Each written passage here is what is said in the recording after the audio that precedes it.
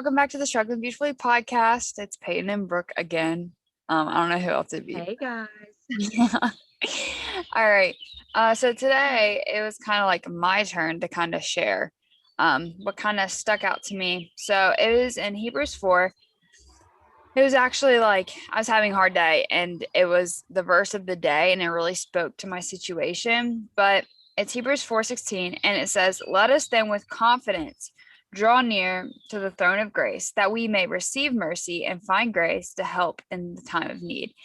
And that was like really impactful to me because I kind of just I struggle with this almost, I guess, part of just like the way I act, but feeling like I need to perform for God's love or perform for people to like me and love me. And then whenever I sin continuously, or like get stuck in the same sin pattern over and over and over and over again, I'm just like, I'm locked down and I feel like there's no way that God can love me. And I was telling that to myself. I was like, how can God love me? And I continue to like sin and get angry and be covetous of other people and their relationships. Like, how can God still love me? And I continuously do the same sin patterns that I can obviously choose not to do. And I was just like sitting there, I was just breaking down. I couldn't get over it.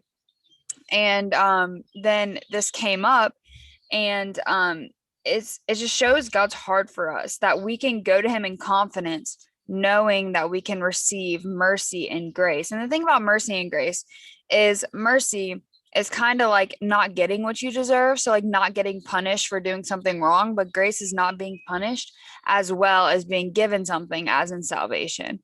And so to see God's love for us in that way is so out of like our nature that like this is so beautiful because who else who has been wronged over and over and over and over again will give you what you don't deserve and forgive you just simply because they love you. And that's kind of just what stuck out to me today and this week is this specific verse. Yeah, and I think it's interesting because just like last time, we kind of had similar thoughts about the verse that we talked about, but we also had different ideas at the same time just because of life experiences and stuff. And so when I was looking at this verse, when you sent it to me earlier this week, I wanted to get a little bit more context of what was going on. And the verse before it was actually talking about how Jesus faced the temptations of sin, and he understands us to a point that's so intimate because he literally walked in our shoes. Obviously, it was in different, way different times, but he was tempted by all of these sins that we're tempted by, and he's the only person ever that never fell into that temptation. Yeah. And so he has the right to give us the grace. And I know you already talked about grace a little bit, but I saw when I was researching and looking up different things, I got the little sentence of grace is undeserved favor and loving regard of God to man considered weak, sinful, and unworthy. Like, and I was like, oh, wow, I am sinful, I'm unworthy, and therefore I am totally undeserved of favor or grace by God. And then going into the verse that you sent me today, it was a verse that honestly just like I was feeling so rejoiceful in the moment when I was reading it, because the throne of grace that it talks about is the eternal seat of the sovereign Lord. Like it is, and we, because that the veil was ripped in half at the temple, we that obviously that veil separated man and God from being, from that intimate relationship. That's what the separation was.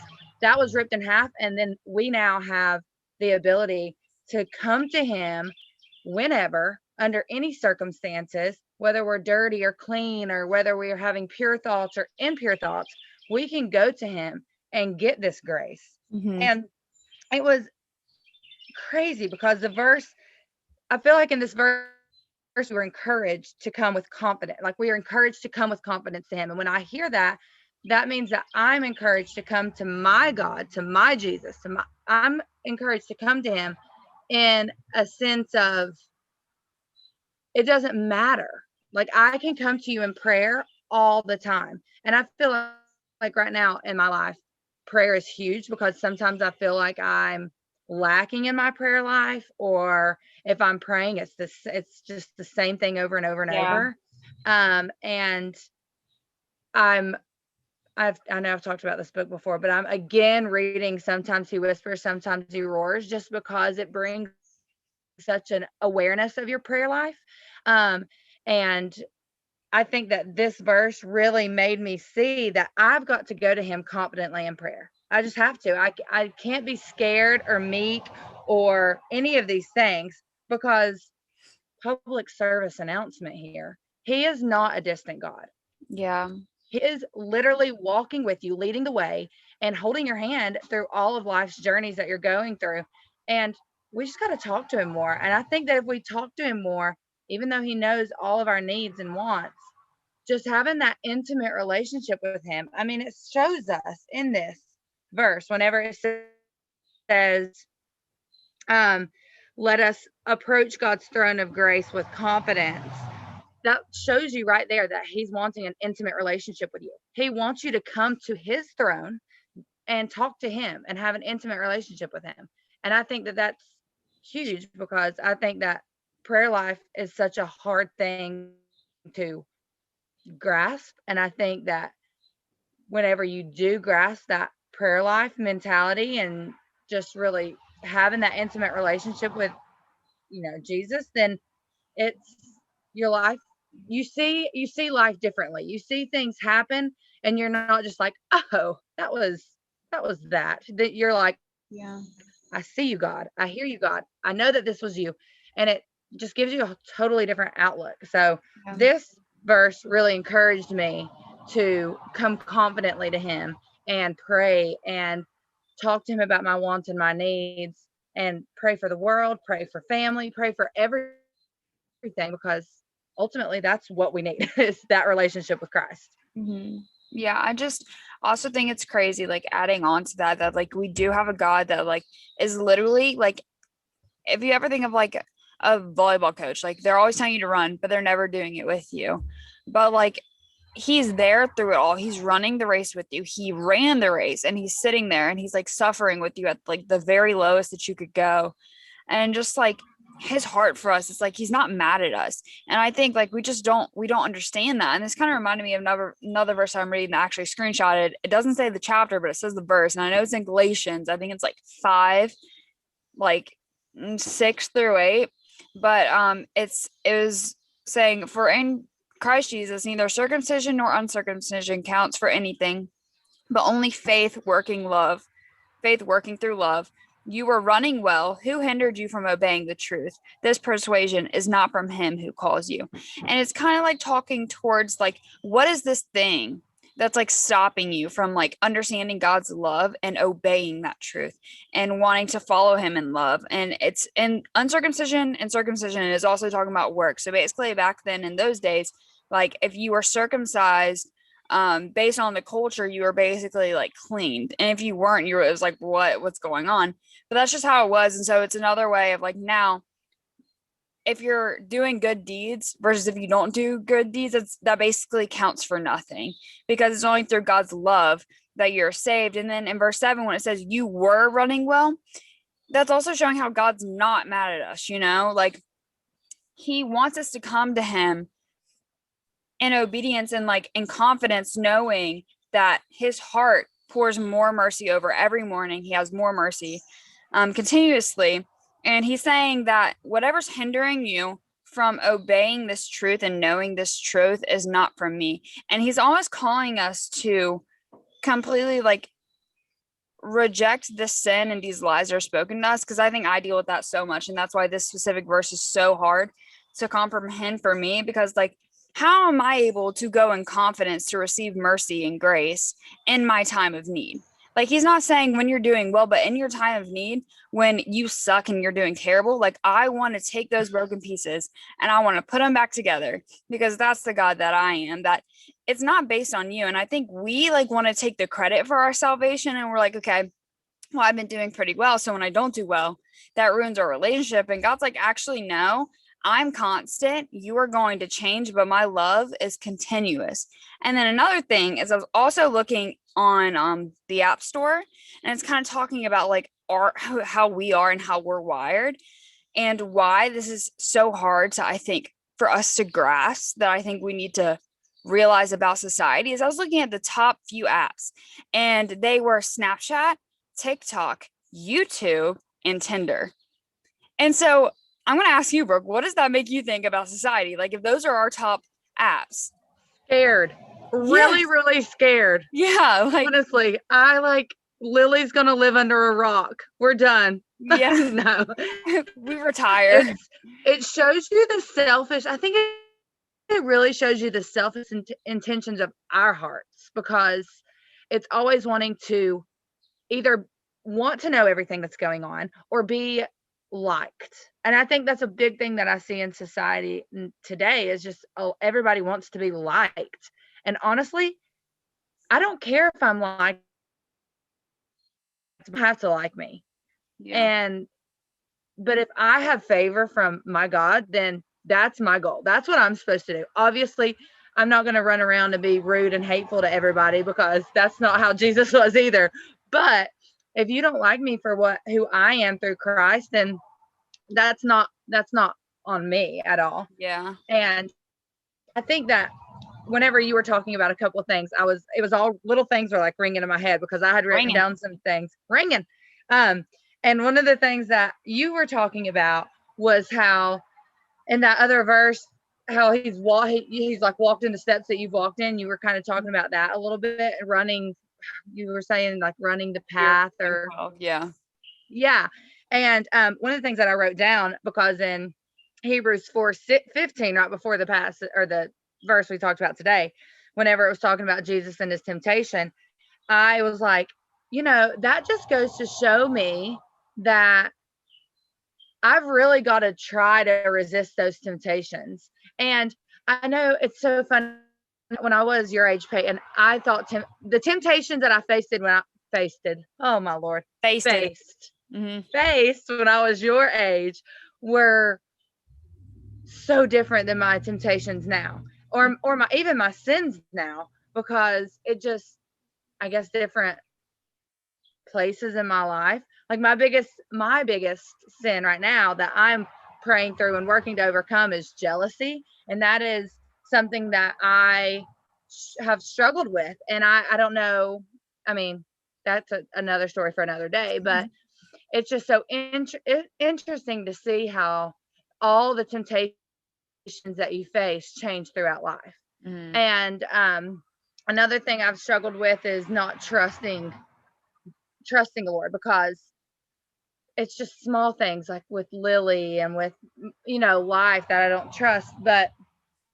I think again it all ties back to the idea that you were talking about, is that grace is through faith and not through works. And I can be a great person, and I can give money to the needy, and I can feed the hungry, and I can do all these things that we as Christians are still called to do. We're called to take care of the people in need. That's what we're supposed to do. But that's not what's getting me into heaven. Yeah. Those things I'm called to do, yes, I'm supposed to do that, but that is not going to get me to heaven. I have to have a relationship with the Lord to get to heaven. And I think that that's sometimes where we fall short, is we think, oh, well, I'm a good person. I've done all these good things. How am I going, like, how's the Lord going to judge me? Well, you never had a relationship with him. That's the difference. Like, and I'll never forget, one of my true dearest friends sat with me one day, and she said, how do you feel about heaven and hell? And that was a whole conversation. And then she said, well, how am I going to go to hell? I'm a good person. Just because I don't know Jesus doesn't mean that I'm not a good person. So to whose standard is good? All right, girl, let me get my Bible. Here we go. Yeah, open it up. So this is why Jesus made the law. Yes. That we couldn't keep. So yeah. So, which we can obviously talk about that in another day, another time. But I think the biggest thing that I've gathered from this verse was just to be confident in the intimate relationship, the ability to go to the throne of grace, no matter what's on your heart, no matter if it's good, bad, indifferent, anything. Yeah. We should go confidently with that to Christ and talk to him, and he will heal us in his sovereign time, or he will provide for us what we are longing for in his time. Or if he doesn't, well, then that's not his plan for your life. And so I think that the biggest thing that I gathered was just to go to him confidently and trust in what he does, what he works in your life. Yeah.